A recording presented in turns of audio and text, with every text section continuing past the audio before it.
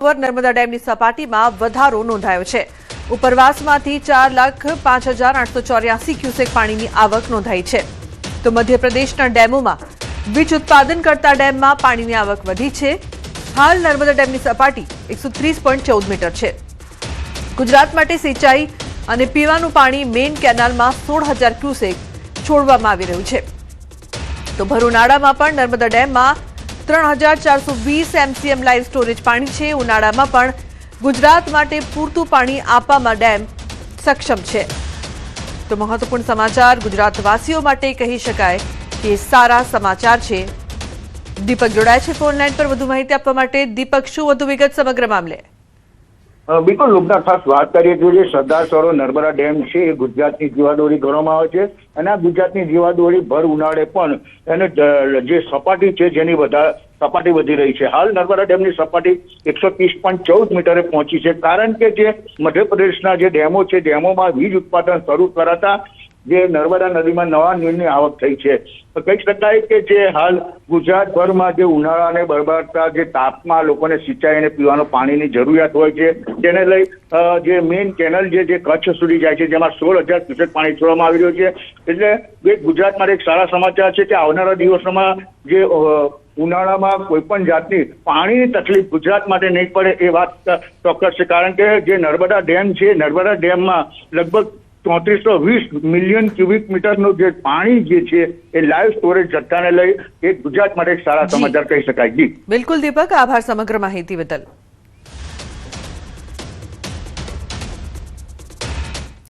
તો માવઠું ગુજરાતનો રસ્તો ભૂલ્યું નથી। રાજ્યમાં 2 દિવસ બાદ કમોસમી વરસાદની આગાહી કરવામાં આવી છે। માવઠાને લઈને હવામાન વિભાગની આગાહી છે। 19 અને 20 એપ્રિલે વરસાદની આગાહી કરવામાં આવી છે। ખાસ કરીને સૌરાષ્ટ્ર મધ્ય ગુજરાતના વિસ્તારમાં વરસાદ પડી શકે છે। હળવાથી મધ્યમ વરસાદની આગાહી કરવામાં આવી છે। 4 દિવસ બાદ 2 થી 3 ડિગ્રી તાપમાન ઘટશે।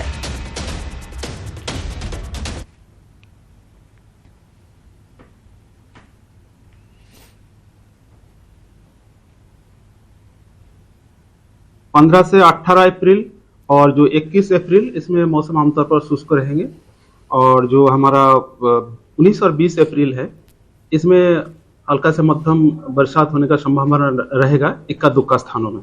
अभी जो उच्चतम तापमान का बात करें तो इसमें अगले 4 दिन कोई बड़ा बदलाव नहीं रहेगा, लेकिन उसके आगे ग्रेजुअल फॉल रहेगा, मतलब टेम्परेचर 2 से 3 डिग्री सेंटीग्रेड टेम्परेचर डाउन होगा।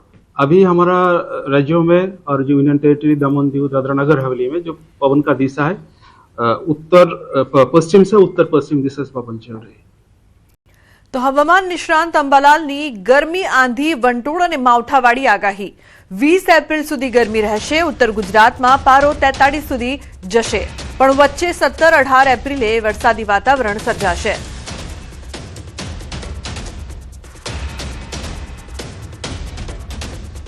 તારીખ 20 સુધીમાં લગભગ ગરમી રહેવાની શક્યતા વધારે છે, ત્યારબાદ આખી ગરમી પડશે। પરંતુ હમણાં આગામી લગભગ 17 થી 18 તારીખ આસપાસ વાદળો આવવાની શક્યતા રહેશે અને ઉત્તર ગુજરાતના ભાગોમાં હમણાં મહત્તમ તાપમાન 41-42 ડિગ્રી સેલ્સિયસ જેવું રહેવાની શક્યતા રહે। તો મે મહિનામાં 6 અને 10માં હવામાનમાં પલટો। 11 મે થી 20 મેની વચ્ચે આંધી વંટોળ આવશે, આંધી સાથે વરસાદ પણ થશે। 23 આસપાસ દરિયો ડોલશે, ઊંચા મોજા ઉછળશે। તો 25 મે થી 4 જૂન વચ્ચે કોઈ ભાગમાં વરસાદ।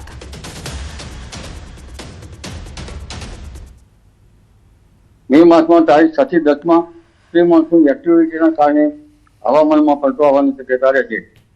ત્યારબાદ તારીખ 11 મે થી 20 મે વચ્ચે આંધી વંટોળ સાથે હવામાનમાં પલટો આવવાની શક્યતા રહેશે અને પવનની ગતિ વધારે રહેવાની શક્યતા રહેશે।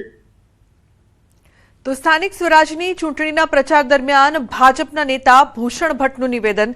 તેમણે કહ્યું કે ખાડિયાને પાકિસ્તાન નહીં થવા દઉં। દાઉદ ઇબ્રાહીમ તથા આઈએસઆઈ સાથે કોંગ્રેસના ઉમેદવાર સંકળાયેલા છે જે અહીં ચૂંટણી લડવા આવે છે।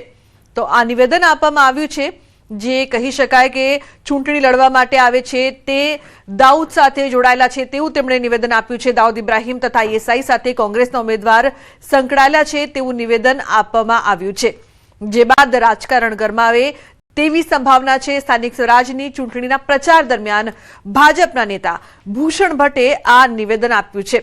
આ પહેલા પણ તેઓ આ નિવેદન આપી ચૂક્યા છે। તેમણે કહ્યું કે ખાડિયાને પાકિસ્તાન નહીં થવા દઉં। દાઉદ ઇબ્રાહીમ તથા ઈસાઈ સાથે કોંગ્રેસના ઉમેદવારો સંકળાયેલા છે, જે અહીં ચૂંટણી લડવા માટે આવે છે તેવી વાત તેમણે કહી છે। આ નિવેદન બાદ રાજકારણ ગરમાએ તેવી સંભાવના જોવા મળી રહી છે। તો ભાજપ નેતા ભૂષણ ભટ્ટનું નિવેદન સામે આવ્યું। આવો સાંભળીએ કે શું કહ્યું ભૂષણ ભટ્ટે।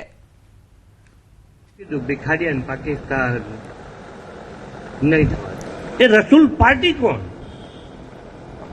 કોનો સાગરી, કોના ઈશારે કામ કરે? અને આજે પણ 1991-92 થી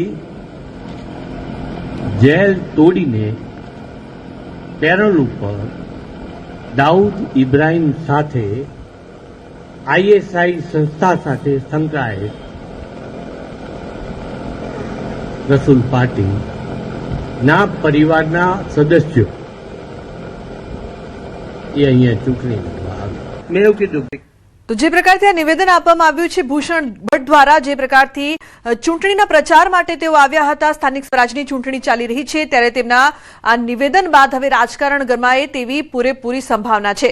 ચૂંટણીના પ્રચારમાં ભાજપના નેતા ભૂષણ ભટ્ટે નિવેદન આપ્યું અને તેમણે એવું કહ્યું કે ખાડિયાને પાકિસ્તાન નહીં થવા દઉં। સાથે એ પણ ઉમેર્યું કે દાઉદ ઇબ્રાહીમ તથા ISI સાથે કોંગ્રેસના ઉમેદવારો સંકળાયેલા છે, જે અહીં ચૂંટણી લડવા માટે આવે છે। હવે આ નિવેદન બાદ કોંગ્રેસ દ્વારા પણ જે આરોપ પ્રત્યારોપ છે તેનો દોર અને રાજકારણ ગરમાવાની પૂરેપૂરી શક્યતા છે। આ નિવેદન બાદ રાજકારણ ગરમાવે તેવી સંભાવના જોવા મળી રહી છે। જે કોંગ્રેસના ઉમેદવાર ચૂંટણી લડવા માટે આ વિસ્તારમાં આવ્યા છે અથવા આવે છે તે દાઉદ અથવા ISI સાથે સંકળાયેલા છે તેવું તેમણે કહ્યું છે। ઉલ્લેખનીય છે કે આ પહેલા પણ ભૂષણ ભટ્ટ આ નિવેદન આપી ચૂક્યા છે। તો ભૂષણ ભટ્ટ પોતે ફોન લાઈન પર જોડાયા છે, તેમની સાથે ચર્ચા કરીએ। ભૂષણજી, આપે જે નિવેદન આપ્યું છે કે કોંગ્રેસના ઉમેદવાર દાઉદ ઇબ્રાહીમ અને ISI સાથે સંકળાયેલા છે, શું કહેશો આ તમારા નિવેદન પર? વિવાદાસ્પદ નિવેદન નહીં, આખું સાંભળ્યું જ નથી। મેં એવું કીધું છે જી જી આ ખાડિયા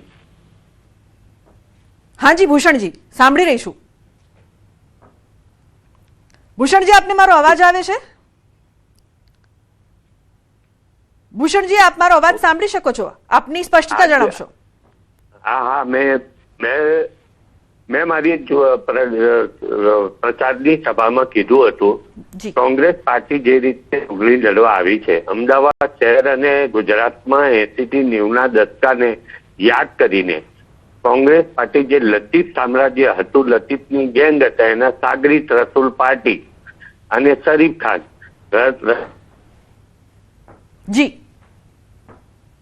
જી ભૂષણજી જી આપને વાત પૂરી કરશો। જી જીમખાના હોય સાગરીત તરીકે એ દાઉદ વોન્ટેડ આરોપી જતા રહ્યા છે। એમના કુટુંબિક ભાઈ છે।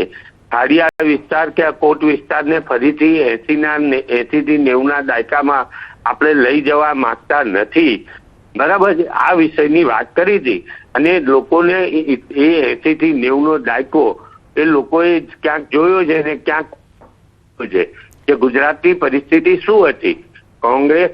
કોંગ્રેસ પાર્ટીની મનસુબા લતીફ જેવા લોકોને એ આ શહેરનું સામ્રાજ્ય ઉપર જમાવીને બેઠેલા, પોતે ચલાવે, પોલીસ પોતે, રસોટી જેવા શાર્પ શૂટર એ પણ સામેલ હતા અને એ સામેલ હતા। રસૂલ પાર્ટી ભાગી ગયા, કોંગ્રેસ પાર્ટી આવ્યા છે, એ પણ એના કૌટુંબિક ભાઈ છે, એ પોતે સંકળાયેલા છે એવી વાત નથી કરી। આ બહુ સ્પષ્ટ, કોંગ્રેસ પાર્ટીના ઉમેદવાર સંકળાયેલા છે એવી વાત નથી કરી। એમના ભાઈ, એક કૌટુંબિક ભાઈ, એ લતીફ પાર્ટી સાથે લતીફ જોડે સંકળાયેલા હતા અને એટલા 31-32 વર્ષથી એ વોન્ટેડ છે અને આજે પણ એમના કોર્ટમાં આ કેસો એ પેન્ડિંગ છે। આટલી વાત મેં કરી હતી। ભૂષણ ભટ્ટજી, આપે એવું કહ્યું કે ખાડિયાને પાકિસ્તાન નથી બનાવવા માંગતા, ભાજપનું શાસન છે, અમદાવાદ સુરક્ષિત છે, પછી ખાડિયા પાકિસ્તાન બને, આ નિવેદન પાછળ આપનું તાત્પર્ય શું? કઈ રીતે કહી શકીએ કે ખાડિયા પાકિસ્તાન બને છે? શું લાગી રહ્યું છે આપને? આવું કેમ લાગી રહ્યું છે કે ખાડિયા વિસ્તાર પાકિસ્તાન બની રહ્યું છે? ખાડિયા એકલું ની કોટ વિસ્તાર ઉપર જે રીતે 80 થી 90 ના દાયકાની અંદર લતીફે જે સામ્રાજ્ય જમાવ્યું હતું, જેના કારણે લોકો એ 80 થી 90 ના દાયકામાં ખાડિયા કે કોટ વિસ્તારમાંથી ભૂષણજી, એક વસ્તુ પૂછવા માંગીશ, આ 80 નો દાયકો નથી, 90 નો દાયકો નથી, આપનું શાસન છે, પછી અત્યારની વાત કરીએ, આપણે વર્તમાનની વાત કરીએ, ભૂતકાળની જગ્યાએ વર્તમાનની. વર્તમાનમાં આપને કેમ લાગ્યું કે પાકિસ્તાન થઈ રહ્યું છે ખાડિયા? વર્તમાન શાસનની અંદર અશાંત વિસ્તાર ધારાની કારણે ભારતીય જનતા પાર્ટીના શાસનમાં અશાંત વિસ્તાર ધારા નિયમન હેઠળ આજે સુખ શાંતિ અને સમૃદ્ધિથી લોકો શાંતિથી રહે છે. એની અંદર એ શાંત પાણીની અંદર કોંગ્રેસ પાર્ટી કે આવા તત્વો, અનિષ્ટ તત્વો એ ખાડિયા કે કોટ વિસ્તારમાં આવી એ શાંતિ સલામતી અને સમૃદ્ધિ ન ડોળે એનો ભય, એની વાત, એનો વિષય મેં લોકોને કીધો હતો. આપના નિવેદનમાં જ્યારે નિવેદન આપણે સાંભળીએ તો તેમાં એવી વાત કરવામાં આવી છે કે દાઉદ ઇબ્રાહિમ તથા ISI સાથે કોંગ્રેસના ઉમેદવારો સંકળાયેલા છે. જો આવું છે તો શું ચૂંટણી આયોગને અથવા ઇન્ટેલિજન્સ જે સંસ્થાઓ છે તેમને આ વાત નથી ખબર? હજુ બી હું તમને કહું છું કે ઉમેદવાર સંકળાયેલા છે એવી વાત મેં નથી કરી. હજુ બી તમે એને બરાબર રીતે સાંભળો. મેં એટલી જ વાત કરી છે, હજુ એ વાતને વળગી રહેલો છું કે કોંગ્રેસ પાર્ટીના ઉમેદવારના કૌટુંબિક ભાઈ રસુલ પાર્ટી એ આ લતીફ ગેંગ સાથે સંકળાયેલા હતા. એ 30 વર્ષથી વોન્ટેડ છે અને એ વોન્ટેડ છે ખાડિયા કે કોટ વિસ્તારની શાંતિને, સલામતીને, સમૃદ્ધિ જે 30-32 વર્ષથી છે કોટ વિસ્તાર કે અમદાવાદની, એ જળવાઈ રહે એ વાત મેં કરી છે. જી બિલકુલ ભૂષણજી, આભાર અમારી સાથે જોડાવા બદલ. તો તેઓ કહી રહ્યા છે કે જે વાત કરવામાં આવી છે મેં એવું નથી કહ્યું, કૌટુંબિક ભાઈ છે તે જોડાયેલા છે તેવી વાત તેમણે કહી છે તેવું ભૂષણ ભટ્ટ દ્વારા કહેવામાં આવ્યું છે.